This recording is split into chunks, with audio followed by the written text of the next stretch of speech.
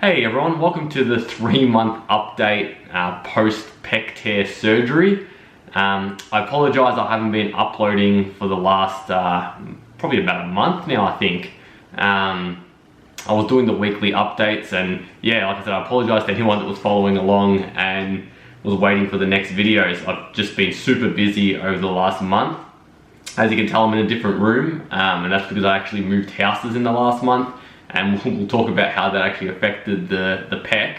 But I've also just had a lot of work and other things come up. I probably could have squeezed a video in there at some point, but look, I'll try and be a little bit more consistent. I don't think I'll revert back to the weekly updates because, as I'll discuss, things aren't progressing as fast as they were early on, even though there's been some really good progress.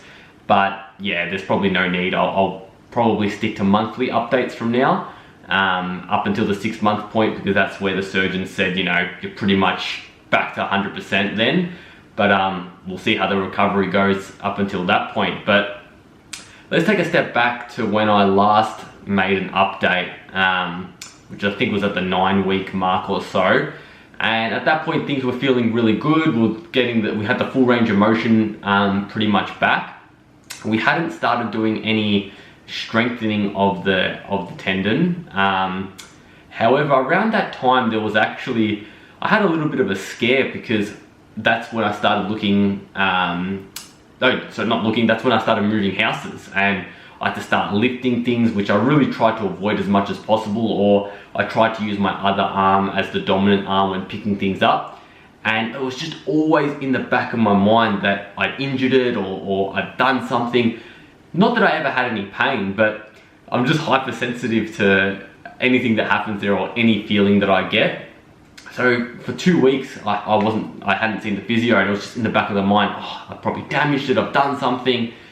So that was just a terrible 2-week period that, yeah, and the thing is, I couldn't avoid it. Like, I had to lift these things to move them in place. Like, we had movers and help with the move, but at some point or another, when adjusting things, I was using the PEC. But thankfully, I saw the physio and he said everything is fine. And yeah, like at this point, you can start using it in that motion, not directly, like, you know, doing a chest press, but if you're picking something up, just be conscious, don't do it aggressively and in a bad position, and you'll be fine. So that was really, really reassuring. And after that point onward, so I think post week 10 or 11, everything has been feeling fantastic since then.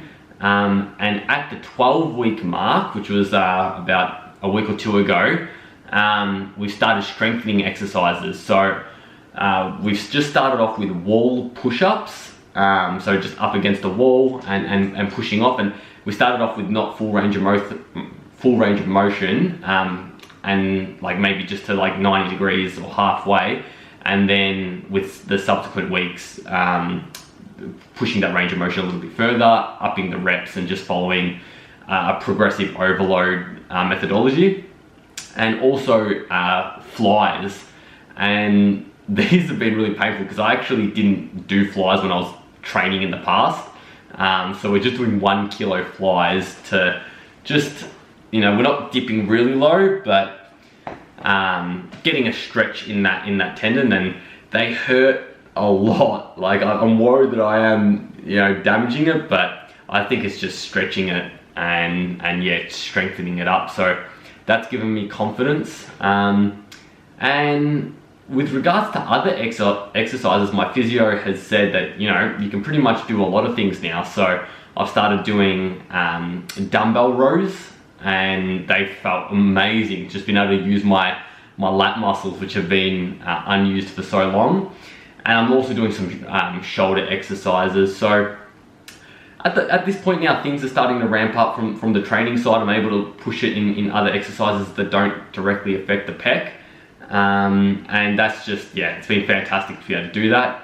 On top of that, also, I had my 3-month catch up with the surgeon, and thankfully he said that's the last time I need to see him, and that from his perspective, he did all these assessments to check how everything looks, and he says it's recovered really well.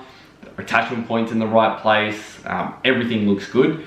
And he was actually a little bit more relaxed with guidance as opposed to my surgeon. He said, you know, return to doing everything, but just take it really easy, especially with the weight training, just progressively overload. Whereas with my physio, we're taking a little bit more of a cautious approach, but still making sure to do some good training and yeah, start strengthening that tendon up. And yeah, I guess that's the 3-month update. In terms of my goals going forward, it's still to continue to rehab the pec and just make sure there's no issues that come up. I also want to get back into doing a little bit of arm wrestling, mainly, well, to begin with only on the left arm, just to get some size back in the arms, and there's no better training than arm wrestling. Like, honestly, it is the best arm exercise, but I just want to get back into that casually. But the big one, which I only just committed to today, was actually signing up for a marathon. So I signed up to the Melbourne Marathon, which is in October. What's that, about 5 months away now, just under 5 months. And yeah, like, this is something that I wanted to do just before COVID hit. I signed up to the same marathon, but then COVID hit, I stopped running because there was no events to run for, and I always need like a competition to work towards. So I really stopped running. And before that, I'd never run in my life, other than, you know, high school when it was mandatory. I was always, you know, gym, powerlifting, cardio was the last thing I ever did. So, and when I first started running, I was 95 kilos and I struggled to run 400-500 meters. And within 5 months, I got to running a 15K, which I was really happy with, at a decent pace. But yeah, like I said, COVID hit and I stopped running. And I feel like now there's no better time for me to pursue running that marathon, because I can't really push it in any strength endeavor, like powerlifting. I can't really do my Brazilian Jiu-Jitsu or arm wrestling at a level that I'd like. So yeah, I'll focus on the marathon now. So I'll probably look at uploading some videos relating to that, see how my training is going and the programming that I'm doing for that. But yeah, overall I just wanted to check in with you guys, let you know that everything's doing really well. Very positive mindset going forward and outlook with this injury. I'm back on the motorbike, which was something that I was dying to get back on. And when riding, like, I don't notice it at all. I just need to be cautious that I don't do any crazy evasive maneuver that's gonna, you know, if I like brake really hard and I overextend this, or obviously if I come off the bike, then, you know, maybe this is the last of my worries, but it's likely that I could re-tear it at this point. So just taking it super easy, really relaxed, and that's on road riding.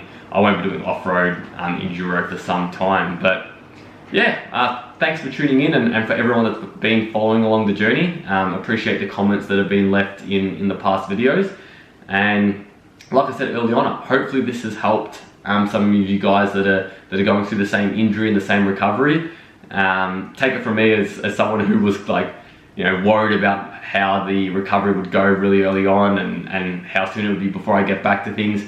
The time flies. Like, it might not feel like it when, you know, you first come out of surgery and for that first week, but the progress is really quick, and you get to a point where you can return to everyday life pretty quickly. So yeah, I'll leave it at that, and I will see you in the next video. Thanks guys, bye.